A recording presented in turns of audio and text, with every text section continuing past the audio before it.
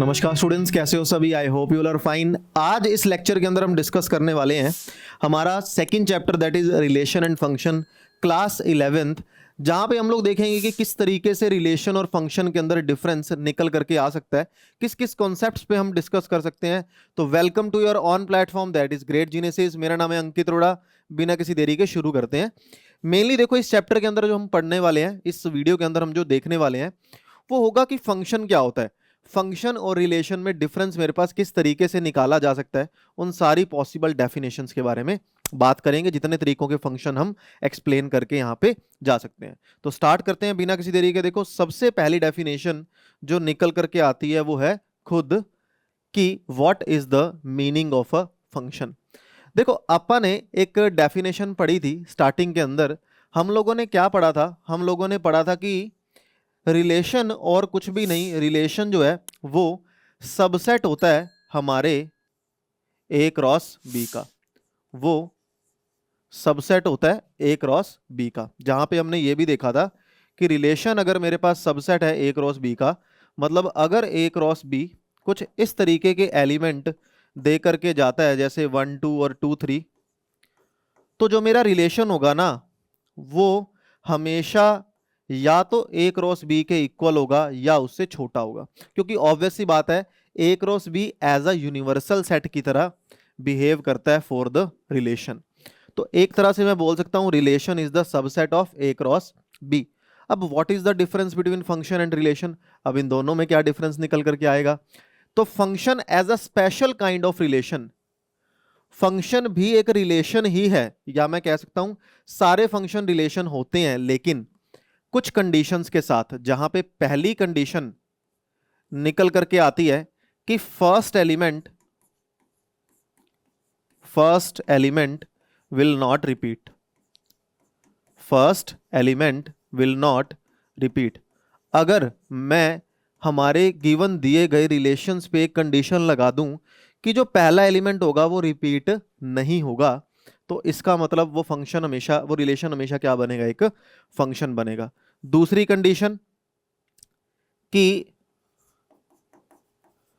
First set के जितने भी एलिमेंट्स होंगे, फर्स्ट सेट के जितने भी एलिमेंट होंगे वो हमेशा कनेक्शन बना रहे होंगे, इतना कंफर्म है। अगर ये दो कंडीशन लग जाती हैं तो उस दिए गए रिलेशन को क्या बोला जाता है? फंक्शन बोला जाता है। इसको मैं आपको दूसरे तरीके से समझाता हूं। मान लो एक सेट के अंदर अपने पास इस तरीके से समथिंग 3 एलिमेंट है, और ये मेरा बी सेट है, इसके अंदर मान लो 4 एलिमेंट कुछ इस तरीके से पड़े हैं। मैं बोल रहा हूं कि जो 1 है ना वो कनेक्ट हो रहा है 3 से, 2 कनेक्ट हो रहा है 4 से, और 3 कनेक्ट हो रहा है 4 से। क्या यहाँ पे ये जो रिलेशन है ये फंक्शन होगा या नहीं होगा? चेक कर लेते हैं। रिलेशन में 4 एलिमेंट आ गए, एक आ गया 1 3, दूसरा आ गया 2 4, तीसरा आ गया 3 4। तो यहां पे देखो, ये जो मेरे पास रिलेशन बन करके आ रहा है, क्या ये रिलेशन एक फंक्शन होगा कि नहीं होगा? अरे ये ऑब्वियस सी बात है, एक फंक्शन होगा। क्यों? First element will not repeat. क्या पहला एलिमेंट रिपीट हो रहा है क्या? कोई भी पहला एलिमेंट रिपीट नहीं हो रहा। फर्स्ट सेट के सारे एलिमेंट कनेक्ट होने चाहिए, सारे एलिमेंट कनेक्ट हो रहे हैं।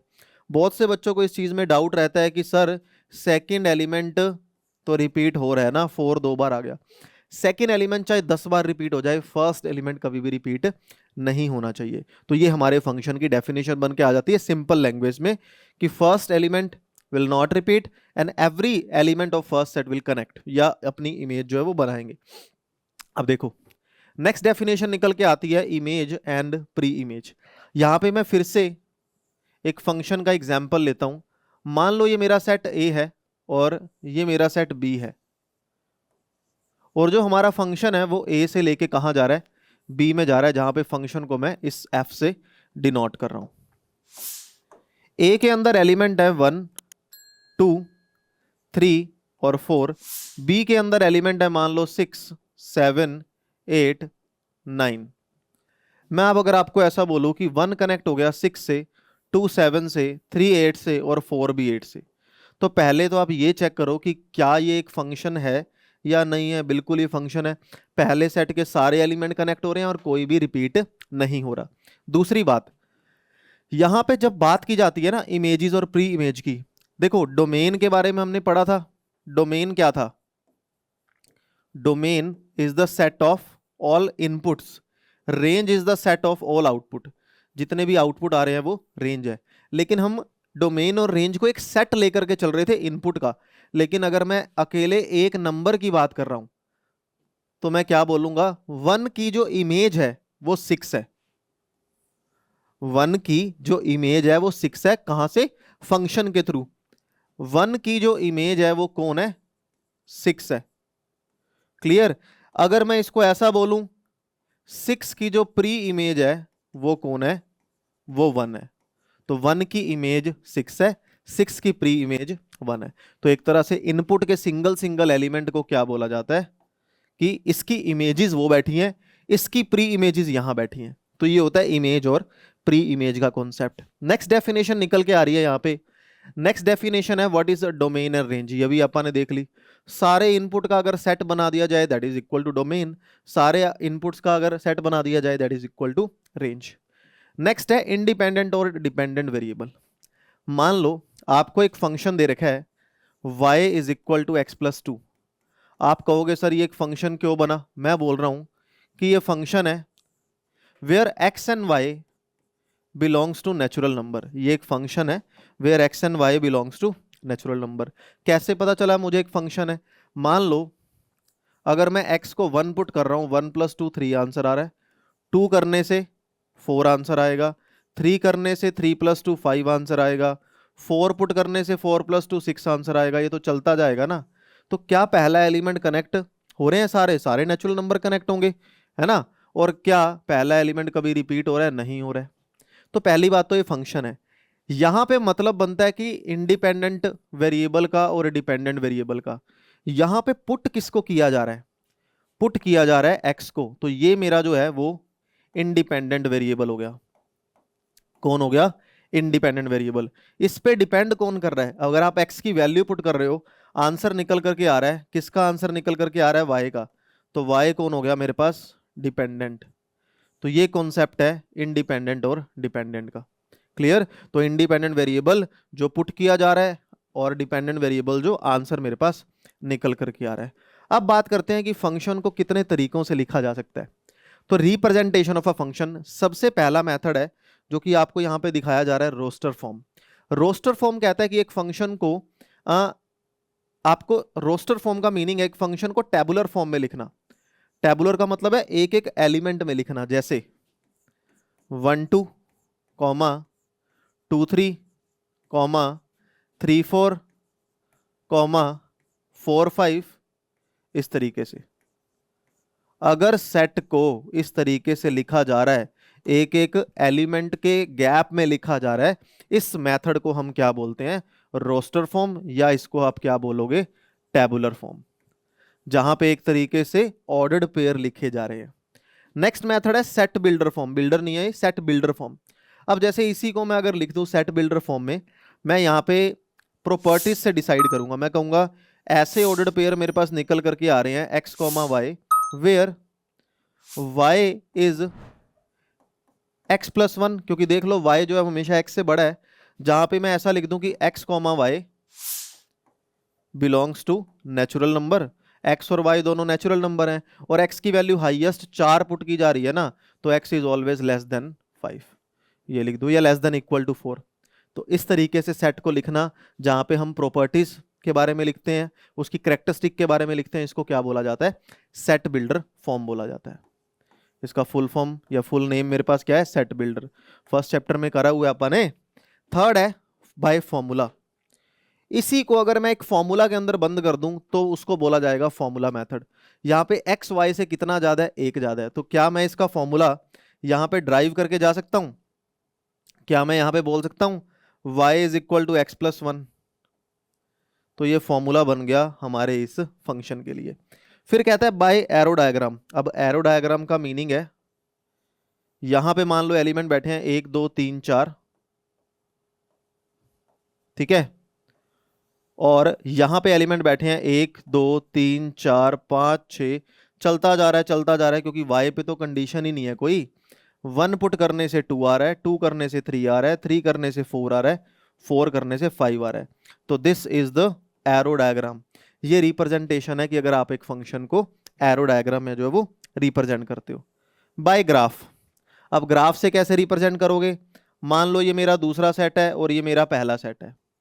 पहले सेट के अंदर एलिमेंट है 1 2 3 4, 1 2 3 4। दूसरे सेट में एलिमेंट है 1 2 3 4 5 6, चलता जा रहा है अप टू सो ऑन। तो 1 2 3 4 5 6। 1 पुट करने से आंसर आया 2, 2 पुट करने से आंसर आया 3, 3 पुट करने से आंसर आया 4, 4 करने से आंसर आया 5। तो ये जो मेथड होगा उसको क्या बोला जाएगा? Graphical method. तो इतने तरीकों से हमारा जो फंक्शन है वो दिखा करके हम दे सकते हैं roster form, set builder form, formula method, arrow diagram and by graphical, यानी कि ग्राफ से रिप्रेजेंट करना। अब आ जाओ इक्वल फंक्शन क्या होते हैं। दो फंक्शन इक्वल कब बोले जाते हैं, उनकी कुछ कंडीशन है। Two functions f and g are said to be equal if f is equal to g, है ना? if and only if domain of f is equal to domain of g, जब दोनों की डोमेन इक्वल हो। Codomain of f is equal to codomain, मतलब possible second, पहला set भी equal हो दूसरा सेट भी इक्वल हो। ठीक है। तीसरा fx is equal to gx for all x in there common domain. मेरे कहने का मतलब क्या है? दो फंक्शन इक्वल कब होंगे? जब उनकी डोमेन भी इक्वल होगी, उनकी कोडोमेन भी इक्वल होगी। सीधा सीधा लॉजिक है। ठीक है। तो ऑब्वियस सी बात है, अगर दो फंक्शन इक्वल हैं तो इनपुट और आउटपुट इक्वल की बारे में बात की जा रही है। नेक्स्ट है नंबर ऑफ द, नेक्स्ट मेरे पास क्या है? अच्छा, नेक्स्ट मेरे पास आ रहा है यहाँ पे अलग अलग टाइप के फंक्शन होंगे। सबसे पहला फंक्शन निकल करके आता है what is the real function. What is real function? देखो, रियल फंक्शन का मेरा मतलब है कि जो इनपुट है ना वो भी रियल को बिलोंग करेगी, और जो मेरी आउटपुट है वो भी रियल को बिलोंग करेगी। एक तरह से मैं ऐसा बोल सकता हूं, जो मेरी डोमेन है वो भी रियल होगी और जो मेरी रेंज है वो भी रियल होगी। कोई अगर ऐसा फंक्शन है जिसमें पुट भी रियल नंबर ही किया जा रहा है, आंसर भी हमेशा रियल नंबर आ रहा है, उसको क्या बोलेंगे? Real function. जो पूरा का पूरा अपना रियल पे काम कर रहा है, पूरा फंक्शन रियल पे काम कर रहा है। एक होता है रियल वैल्यूड फंक्शन। क्या होता है? Real valued function. अब रियल वैल्यूड फंक्शन का मतलब है कि पता नहीं पुट क्या किया जा रहा है, बट जो आंसर आ रहा है ना पुट करने के बाद वो रियल है। अब जैसे मैं आपको बोलूं कि यहां पे मैंने बोला a-2, मुझे नहीं पता ना a कौन है यार। अगर मैं a की जगह 2 पुट कर दूं या a-x लिख दूं यहां पे, और x की जगह मैं a पुट कर दूं, आंसर क्या आएगा? 0। अरे मेरे को नहीं पता मैंने पुट क्या किया, a कुछ भी हो सकता है, लेकिन आंसर तो एक रियल नंबर ही निकल करके आया। तो जब पुट कुछ भी किया जाए आंसर रियल है, उसको बोलते हैं real valued function. Real value कैसे दे रहा है वो। ठीक है। अगले डेफिनेशन पे आ जाते हैं। Domain and range of a real function. Real function की डोमेन और रेंज के बारे में हमने बात कर ली ना। डोमेन हमेशा क्या होगी? एक रियल नंबर, और रेंज हमेशा क्या होगी? एक रियल नंबर। क्लियर है? अब आ जाओ, नेक्स्ट है हमारे पास identity function. Important type of function कुछ डिस्कस करते हैं। आइडेंटिटी फंक्शन का मेरे पास मतलब है ऐसा फंक्शन जहां पे x इज इक्वल टू हमेशा क्या हो? y हो। यानी कि जो पुट किया जा रहा है वही मेरे पास क्या आ जाए? आंसर जो है वो निकल करके आ जाए, उसको क्या बोला जाएगा? Identity function. तो आइडेंटिटी फंक्शन की जो डोमेन है वो भी रियल होगी और रेंज भी रियल होगी, क्योंकि आपस में ये इक्वल बैठे हैं। डोमेन तो आप वही पुट करते हैं ना जहां फंक्शन डिफाइन करता है। फंक्शन डिफाइन सारी रियल वैल्यू पे करेगा, इससे बाहर आप पुट ही नहीं करोगे। ठीक है। अगले क्वेश्चन पे आ जाते हैं, अगले डेफिनेशन पे। Constant function. कांस्टेंट फंक्शन एक ऐसा फंक्शन है जिसको फर्क ही नहीं पड़ रहा कि एक्चुअली में डोमेन है क्या, क्योंकि डोमेन से उसको फर्क ही नहीं पड़ रहा। कैसे? जैसे मैंने बोल दिया y इज इक्वल टू 2, अरे मैं x की जगह 1 रख दूं, y फिर भी 2 है, 2 रख दूं फिर भी 2 है, 3 रख दूं फिर भी 2 है, जिसको फर्क ही नहीं पड़ रहा डोमेन से, that is known as the constant function. और कांस्टेंट फंक्शन की डोमेन, कांस्टेंट फंक्शन की जो डोमेन है वो कोई भी रियल नंबर हो सकती है, लेकिन कांस्टेंट फंक्शन की जो रेंज निकल करके आएगी, इसकी रेंज आएगी वही वापस में कांस्टेंट। क्लियर। अच्छा एक चीज और है, कांस्टेंट फंक्शन का ग्राफ भी तो बन सकता है ना। मान लो y इज इक्वल टू 2 दे रखा है, तो ये मेरा कांस्टेंट फंक्शन का ग्राफ बन जाएगा। ठीक है, नाउ नेक्स्ट है लीनियर फंक्शन। कोई भी ऐसा फंक्शन जो लाइन को शो कर रहा है, जैसे y is equal to x plus two, जो एक लीनियर इक्वेशन बना करके जा रहा है, उसको क्या बोलोगे? लीनियर। इसकी डोमेन भी रियल होगी, इसकी रेंज भी रियल होगी, क्योंकि इससे बाहर कभी आंसर आएगा ही नहीं। अगली डेफिनेशन निकल करके आती है एब्सोल्यूट फंक्शन। अगली डेफिनेशन है हमारे पास एब्सोल्यूट फंक्शन। एब्सोल्यूट फंक्शन या मॉडुलस फंक्शन, बात एक ही है। मॉडुलस फंक्शन क्या होता है? जब y is equal to mod of x हो जाए, यानी कि डोमेन मैं कुछ मर्जी पुट कर दूं, डोमेन मैं कुछ मर्जी पुट कर दूं। जैसे डोमेन के अंदर मैंने क्या पुट किया? डोमेन के अंदर मैंने पुट किया रियल, और जो रेंज है वो रेंज वापस में आंसर क्या निकल करके आ जाए? रियल निकल करके आ जाए, लेकिन रियल पॉजिटिव निकल करके आ जाए। क्यों? जैसे ही मैं पॉजिटिव वैल्यू पुट करूंगा आंसर हमेशा पॉजिटिव आएगा, मैं नेगेटिव पुट करूंगा हमेशा आंसर पॉजिटिव आएगा। और मॉडुलस फंक्शन का ग्राफ हमेशा वी कर्व बनती है। कैसे? मान लो मैं x की जगह 1 पुट कर रहा हूं, मॉड ऑफ 1 इज 1, 2 कर रहा हूं, मॉड ऑफ 2 इज 2, 0 का मॉड 0, -1 का मॉड 1, -2 का मॉड 2। तो जैसे ही आप इसका ग्राफ ड्रॉ करोगे, ये y एक्सिस है, ये x एक्सिस है, ग्राफ कुछ इस तरीके से नहीं बनेगा। क्यों? क्योंकि 1 पे भी 1 है, -1 पे भी 1 है, तो हमेशा क्या बनता है? We curve. और पॉइंट कहाँ पे जाके आपको एक्सिस पे या कहीं पे जाके वी कर्व लेके करके आता है?